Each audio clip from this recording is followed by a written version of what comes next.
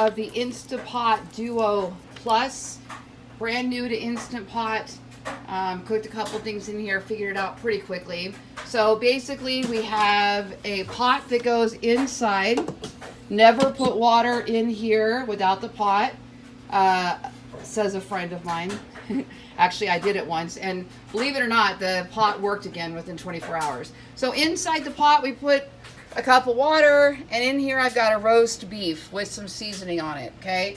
Pretty darn simple, nothing else to it. Now, we put the lid on, and can you hear that little beep, beep, beep? Okay, when it closes correctly, hold on. I'm holding the phone with one hand. Get her in there, hold on.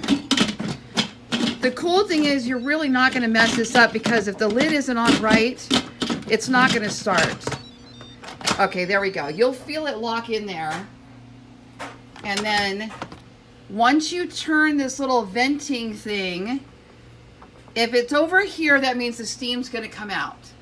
But if you turn it to the right, that's where it's at when it cooks. Okay, this gets very hot, so never just touch it with your bare hands after cooking.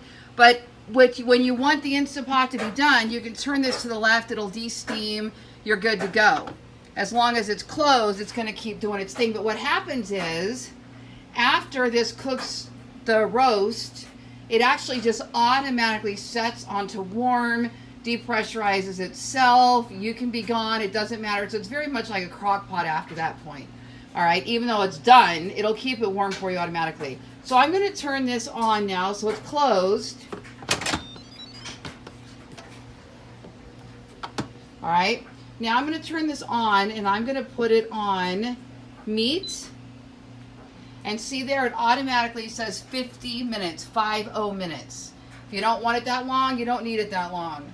I do it, it does fine, it sits on, see, and then it automatically turns on. Mine is on high pressure, all right? So this is gonna cook, it's gonna do its thing, and then it's just gonna automatically go on warm. So my honest opinion of the Instant Pot Duo Plus is that it's genius. Even somebody like me who's not a chef, not a cook, was a little intimidated by it, quickly learned how to make shredded chicken and roast and whole chicken.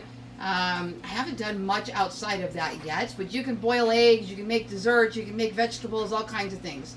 So my honest opinion is it's a must-have for every kitchen.